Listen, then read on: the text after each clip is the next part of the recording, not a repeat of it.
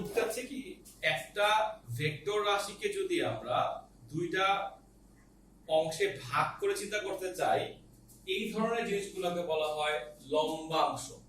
কিরকম? এটা যদি একটা ভেক্টর হয় আর এটা যদি হয় থিটা অ্যাঙ্গেল, তাহলে এটার নাম হবে পি, এটার নাম হবে কিউ। অর্থাৎ আমি একটা ভেক্টরকে যখন দুইটা অংশে ভাগ করতেছি তখন এদের নাম হয়ে যাচ্ছে উপাংশ। আবার ভাগ করার সময় খেয়াল করো, আমি যেভাবে ভাগ করছি, ধরে নিয়েছিলাম এটা হচ্ছে এক্স অক্ষ, এটা হচ্ছে ওয়াই অক্ষ।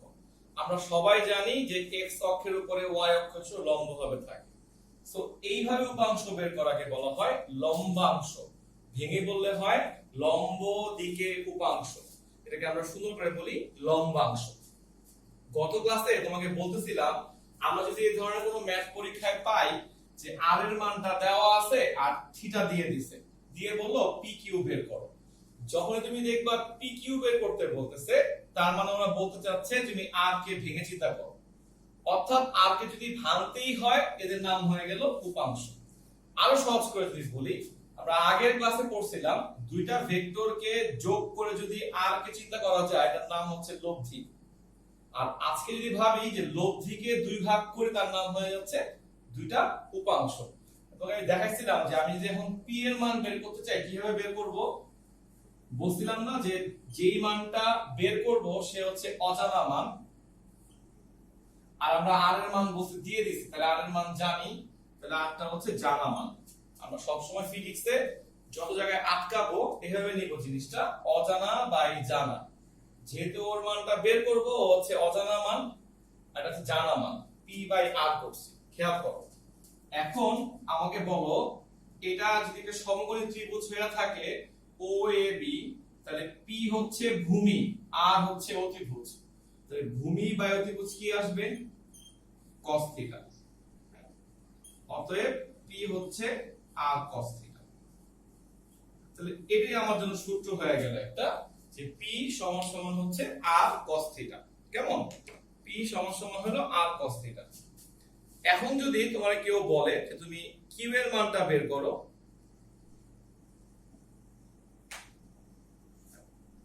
কেউ বলে কিউ এর মানটা বের করো, এটা যদি কিউ হয় তাহলে এটা অবশ্যই কিউ। কেমন? এটা কিউ হলে এটাও কিউ। তাহলে আমরা কিউ বাই আর নিব, কিউ বাই আর নিলে এটা হচ্ছে লম্ব, এটা হচ্ছে অতিভুজ, চলে আসলো sin থিটা। সুতরাং আমরা বলবো কিউ সমান সমান আর sin থিটা। এই হলো জিনিসটা। কেমন? দেখো, গত ক্লাসেও পড়াইছি, আজকেও পড়াইছি, সামনে আরো অনেকবার কথাটা বলতে হবে। হ্যাঁ, এটাকে আমরা বলি যে লম্বাংশ। অর্থাৎ পি হচ্ছে আর cos থিটা, কিউ হচ্ছে আর sin থিটা। প্লিজ মনে রাখো, লব্ধির সঙ্গে তুমি যার অ্যাঙ্গেল দেখাচ্ছ ওটাই কিন্তু হয়ে যাচ্ছে cos থিটা। দেখছো, পি এর সঙ্গে অ্যাঙ্গেল দেখাতে পিটা আসছে cos থিটা, তাহলে আলটিমেটলি আরটা আসবে sin theta. So point number 2 হচ্ছে যে কোনো দিকে উপাংশ নির্ণয়। তুমি একটু ছবিটার দিকে খেয়াল করো, আগের ছবিতে আমি একটা আয়তক্ষেত্র আঁকছিলাম। তো আয়তক্ষেত্রের বাহুগুলা পরস্পরের উপর লম্ব হয়, কিন্তু এখন কিন্তু আমি একটা সামান্তরিক আঁকছি। তো সামান্তরিকের বাহুগুলা কিন্তু পরস্পরের উপরে লম্ব না, রাইট? পি আর কিউ কি পরস্পরের উপর লম্ব? অবশ্যই লম্ব না। আগের চিত্রে আমি কোথাও কিন্তু আলফার কথা বলিই নাই, কারণ আমি জানতাম আলফা 90 ডিগ্রি। এখানে তো আমি জানি না আলফাটা কত। যখন তুমি দেখবা সামান্তরিক আঁকা হয়েছে বা কোনো কোনো ক্ষেত্রে রম্বস আঁকা হয়েছে, তখনই বুঝে নিবা যে এখানে যে কোনো দিকে উপাংশ বের করতে হবে। আর যখন আমরা আয়ত আঁকবো অথবা আমরা বড় ক্ষেত্র আঁকবো, তখন আমরা বুঝতে পারবো যে এখানে হচ্ছে সবসময় লম্বাংশ নিতেই হবে। ঠিক আছে? যাদের মাথায় প্রশ্নটা ছিল যে কখন কোনটা বুঝবো কিভাবে, তারা খাতায় একটা 4 কোণা বক্স করে একটু লিখে ফেলো। যখন আমরা ছবিতে দেখবো সামান্তরিক আঁকা আছে অথবা রম্বস আঁকা আছে, আশা করি আমার ল্যাঙ্গুয়েজ গুলো বুঝতেছো, তখন আমরা করে নেব হচ্ছে যে কোনো দিকে উপাংশ। তার সূত্র আমি বের করে দেখাচ্ছি।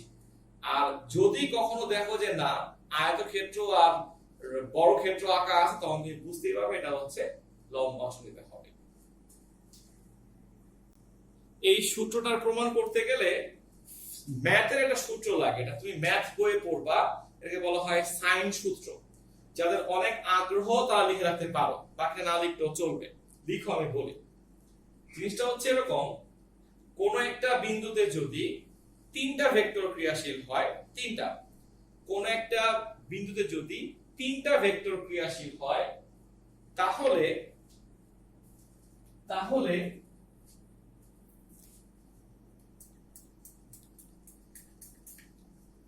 একটা ভেক্টর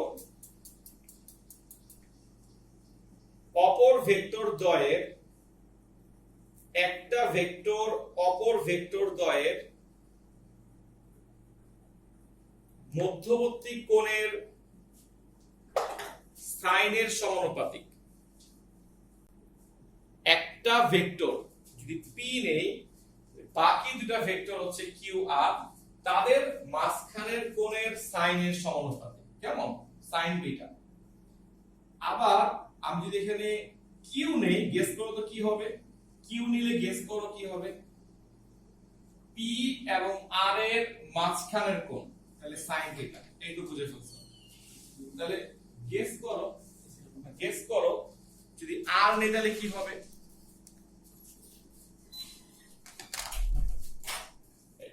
এই তো হয়ে গেল। তাহলে আর সমানুপাতিক সাইন আলফা। পরে আমি ফ্রি ম্যাথ পড়া দিচ্ছি, দেখছো? আচ্ছা, তাহলে আমি যদি এর একটা সমানুপাতিক ধ্রুবক নিয়ে আসি, কে, নোট করে ফেলো, কে হচ্ছে সমানুপাতিক ধ্রুবক, তাহলে লেখা যায় সাইন বিটা। আমি একটা কনস্ট্যান্ট আনলাম কে, হয়ে গেল সাইন থিটা, আনলাম আর, হয়ে গেল কে সাইন আলফা। অর্থাৎ আমার এখানে নোট করবা কে হচ্ছে সমানুপাতিক ধ্রুবক। তাহলে এখান থেকে কি লেখা যায় দেখো, পি বাই সাইন বিটা সমান সমান লেখা যায় কে। সুতরাং কিউ বাই সাইন থিটা সমান সমান কে। সুতরাং আর বাই সাইন আলফা সমান সমান কে। অর্থাৎ আমি লিখে ফেলতে পারলাম এই সবগুলো অনুপাত হচ্ছে কে এর সমান। কেমন? লেখা হয়ে গেল। এখন তুমি দেখো এই, হ্যাঁ, এখন তুমি দেখো সবাই যদি কে এর সমান হয়, তাহলে আমি কি লিখতে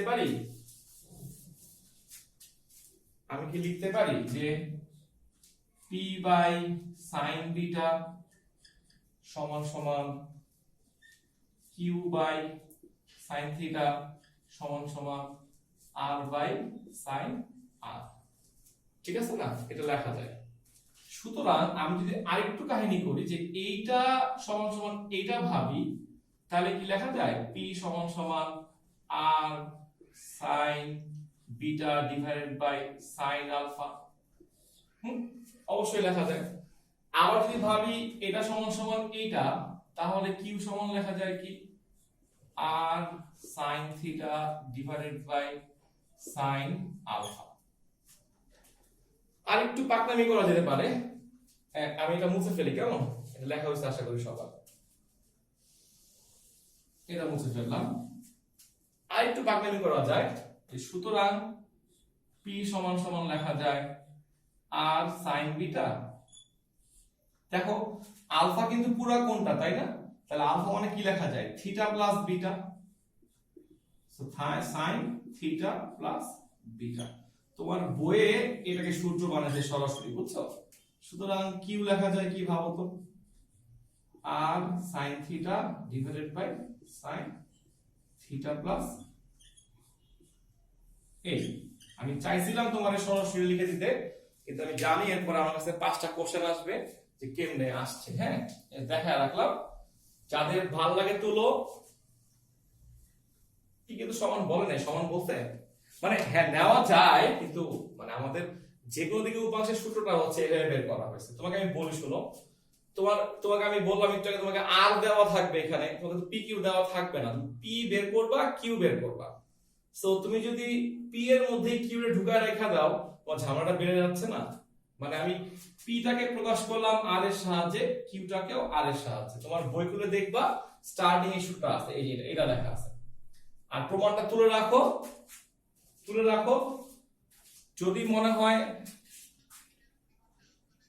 হ্যাঁ লিখলাম তো, একই তো কথা হইলো, একই কথা হলো না, মানে আমি তো আলফার জায়গায় লিখলাম, তাই না? একই তো কথা হইলো। আচ্ছা, যাদের যাদের থিওরিটা ভাল লাগবে না তারা থিওরিটা পড়োই না কখনো, সূত্র ডিরেক্টলি মুখস্থ করবা। আর যারা থিওরিটা বোঝা হয়েছে তারা বুঝে রাখতে পারো বেটার। হ্যাঁ, দেখো আমি কি বলতেছিলাম।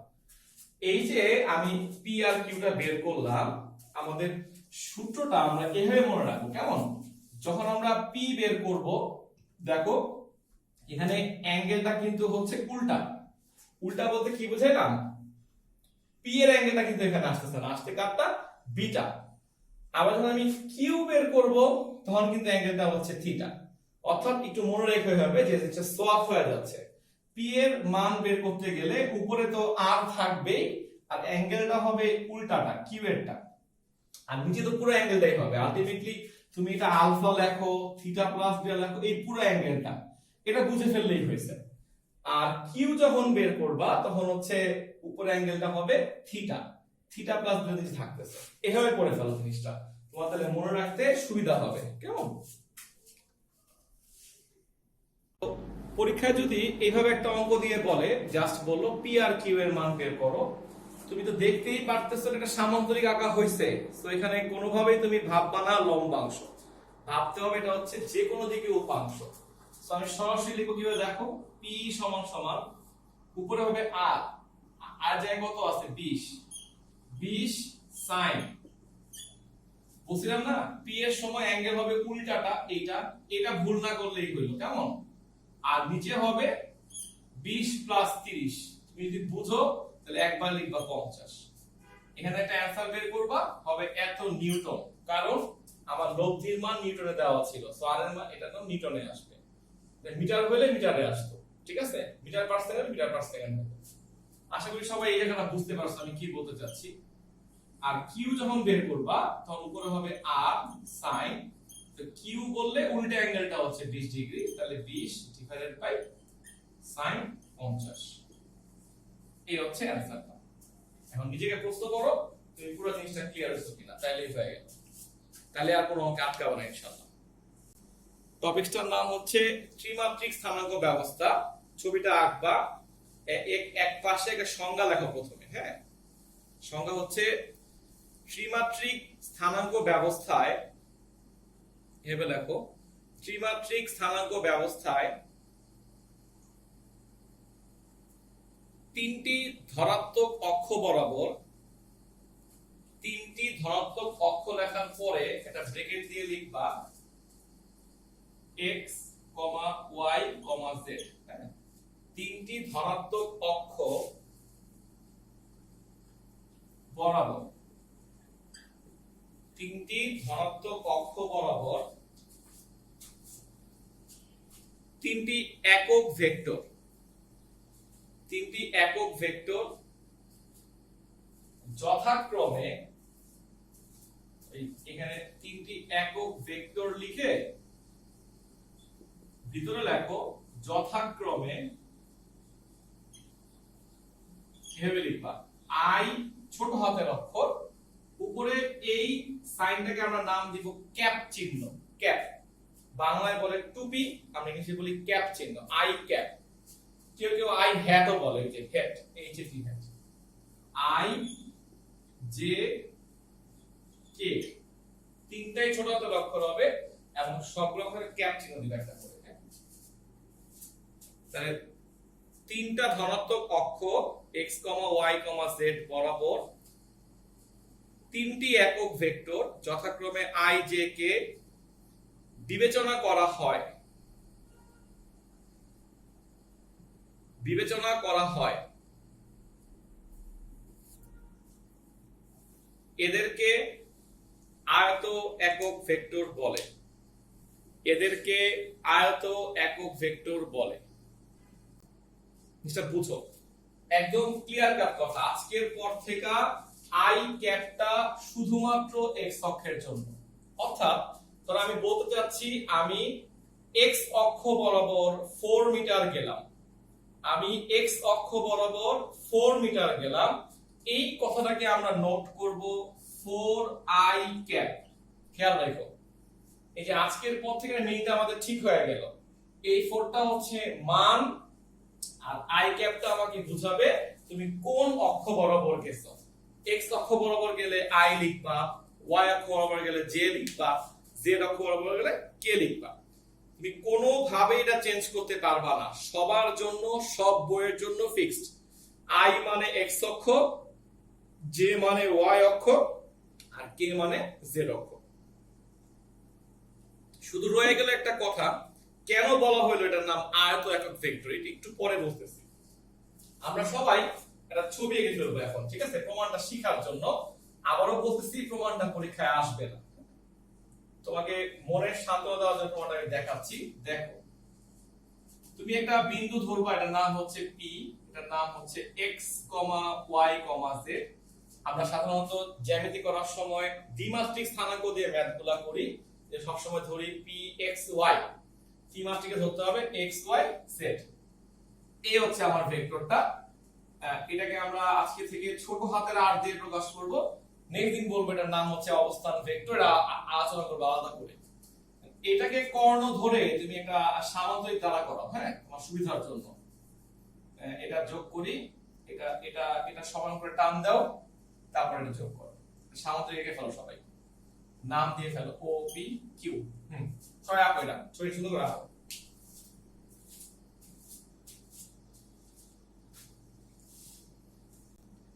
এবার দেখো, এই যে আমি ও কিউটা আঁকলাম না, এইটাকে আবার কর্ণ মনে করে তুমি আরেক সামান্তরিক আঁকো, এই যে এইভাবে। এই দ্যাটস ইট। এর নাম দাও এল, এর নাম দাও এম, এটার নাম দাও এন পয়েন্ট। বাস, ছবিটা হয়ে গেল।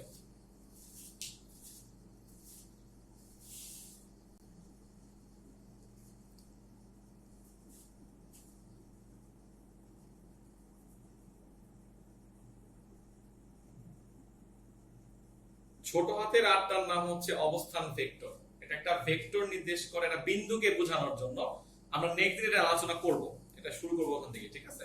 আচ্ছা, খেয়াল করো, তোমার কাছে প্রথমত মনে হচ্ছে যে আমি দুইটা সামান্তরিক আঁকছি, বাট আমি আসলে দুটো আয়তক্ষেত্র এখানে আঁকছি। কিভাবে?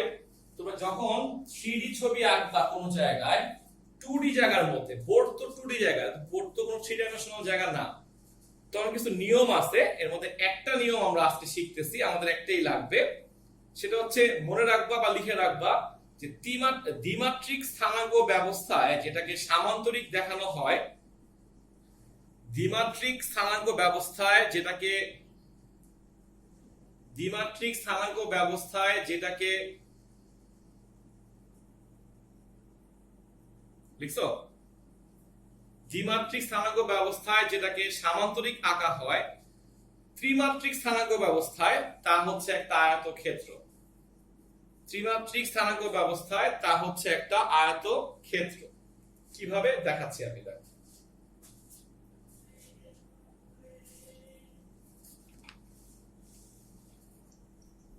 দেখো, অ্যাকচুয়ালি এটা তো আমাদের ধারণা ছিল দ্বিমাত্রিক স্থানাঙ্ক, তাই না? যে ওয়াই অক্ষ, এক্স অক্ষ, জেড অক্ষ থাকবে এই বরাবর, এইটা, এই যে এই।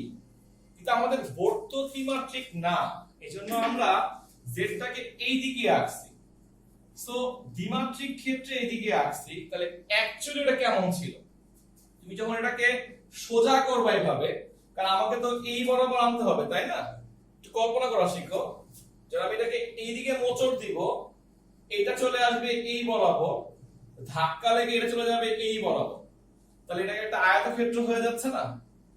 অর্থাৎ দ্বিমাত্রিকে তুমি দেখতেছো সামান্তরিক, ত্রিমাত্রিকে ভাবতে হবে এটা একটা আয়তক্ষেত্র, কারণ আমি তো এটাকে মোচড় দিব এদিকে এই। সো এটা চলে আসলো এইখানটায়, ও চলে আসলো এইখানটায়, সো এখানে একটা আয়তক্ষেত্র তৈরি হয়ে গেছে। তারপর যখন আমি এটাকে এভাবে উঠাবো জিনিসটাকে, তখন এইটা চলে আসবে এইখানে, আর ও চলে যাবে এইখানে। প্রমাণটা না বুঝলেও চলতো, বাট না বুঝলে এটা কোনোদিন জানতে পারবা না জিনিসটা কি করতে যাচ্ছি। আমি আবার বলছি, যখন আমি এটাকে উঠাবো, কেন বলছি উঠাবো, জিনিসটা তো এইভাবে করব, তারপরে এই করব, এই হচ্ছে আমার জেড অক্ষটা। যখন আমি এই করতে যাব, তখন এটা উঠে গেল, তো এটা চলে আসবে এখানে, ও চলে আসবে এই বরাবর। সো এটা একটা আয়তক্ষেত্র। অর্থাৎ আমি বলতে চাচ্ছি আমরা যে ছবিটা এখানে আঁকছি সেটা আসলে এরকম। এই তলটা হচ্ছে একটা আয়তক্ষেত্র, তার উপরে একটা আয়তক্ষেত্র আছে, জিনিসটা হচ্ছে এরকম। এটা হচ্ছে 3D ছবি এক্স্যাক্টলি। এটা উঠে গেলে এটা তো উপরে উঠে যাবে, যে এটার কর্ণ আকার আছে, ভালো কথা বলছি, কর্ণ আকার আছে এই। সো তোমাকে বুঝতে হবে এবং মনে করে নিতে হবে এটা একটা আয়ত, এটাও একটা আয়ত। এজন্যই আমরা বলতেছি আয়তকার স্থানাঙ্ক ব্যবস্থা। পৃথিবীর সবাই ভেক্টর করে ফেলে, যখন জিজ্ঞেস করে যে কেন এটার নাম আয়তকার, তখন চুপ করে বসে থাকে। তুমি তখন পোলাপানের ধাক্কা দিবা যে দেখো এটা তো সামান্তরিক কাজ, তুমি কেন এটার নাম আয়তকার বলতেছো? তখন ব্যাখ্যাটা শিখা দিবা যে আয়তকার কেন বলতেছি, কারণ এটা তো দুটো আয়তক্ষেত্র। দ্বিমাত্রিকে যেটা সামান্তরিক দেখা যাচ্ছে, ত্রিমাত্রিকে ওইটা আসলে একটা আয়তক্ষেত্র। আচ্ছা, প্রমাণটা শিখা দিয়ে নেই, আমি লিখে ফেলবো, সবাই লেখো। ত্রিভুজ জি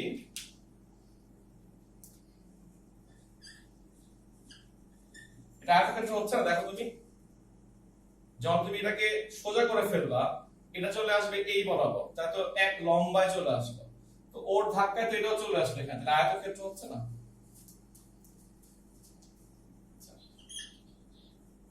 ওমা তুমি দেখে উঠাবানো উপর দিকে, তোমার তো ক্ষেত্রটা এখানে না, ক্ষেত্র তো এইভাবে থাকবে, এই থাকবে, তুমি ধাক্কা দিবা তাহলে এটা এটা উপরে উঠে যাবে না, এটা এই যে পয়েন্টটা ভাবো, এটা এখানে চলে আসলো, তখন পিটা উপরে চলে গেল, ধাক্কা লাগলে কি হবে?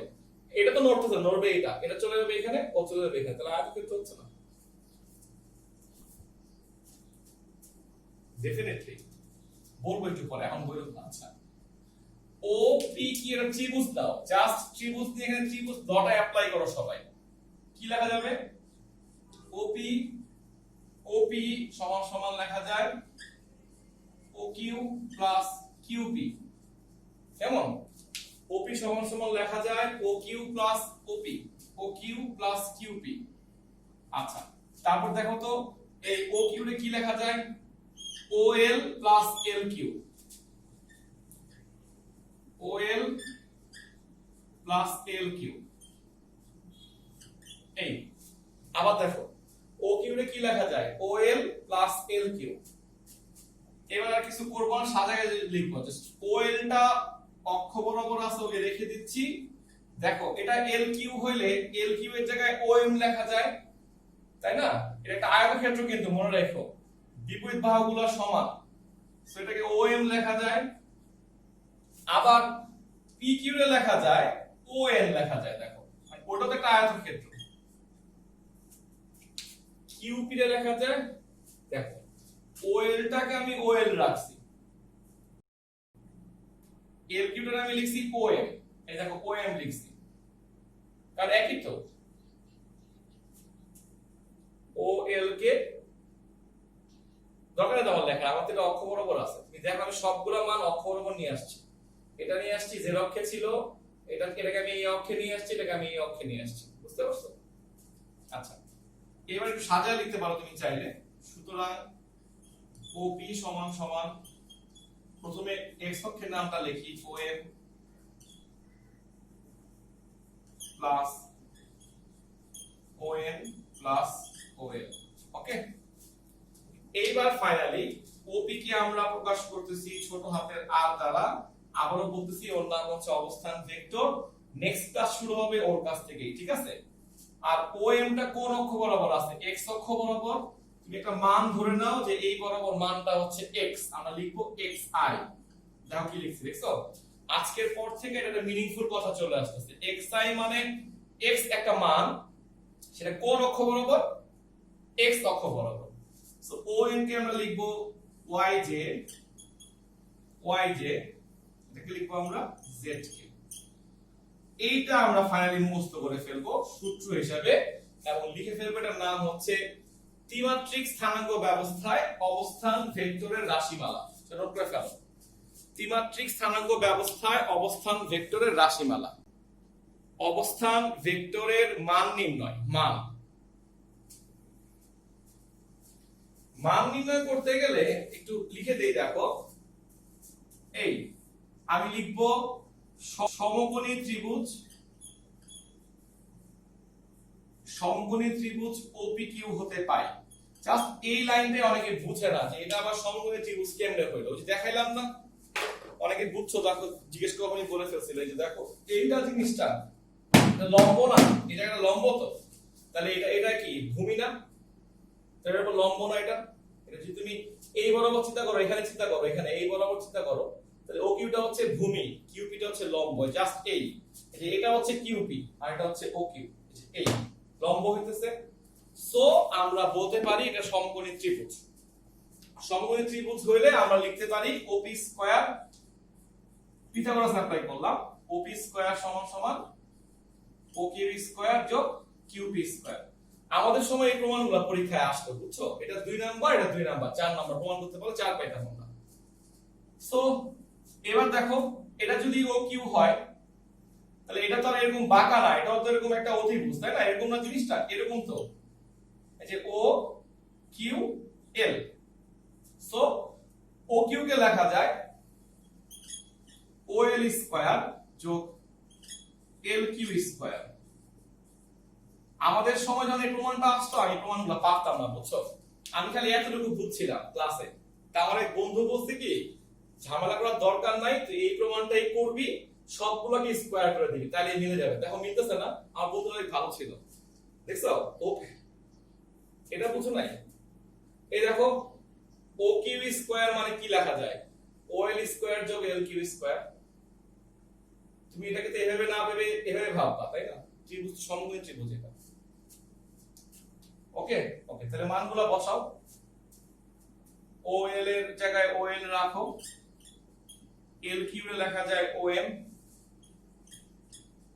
এর লেখা যায় ON স্কয়ার। সুতরাং তুমি ফাইনালি পাইলা ON square, ON square, OL square. দেখো এই মানগুলো এখানে পেয়ে গেলাম সবগুলা। আমি স্কয়ার দিচ্ছি তো, আর আচ্ছা এটা পরে করি, আমরা মান বের করতেছি না, মান শুধু মান নিচ্ছি, অবস্থান ভেক্টরের মান নিচ্ছি, যেন আমি কোনো ভেক্টর সাইন ইউজ করতেছি না। এবার তুমি ওপির জায়গায় মান বসাও r, এটা হলো r square, x square, y square, z square. আমি i j কেন আনলাম না, মান লেখার সময় ভেক্টর আনার কোনো প্রয়োজন নাই। ফাইনালি আমার সূত্র আসলো r সমান সমান √x square, y square, z square. এই একটা হচ্ছে অবস্থান ভেক্টরের রাশিমালা, অবস্থান ভেক্টরের মান। তুলে ফেলো, তাহলে তুলে ফেলো।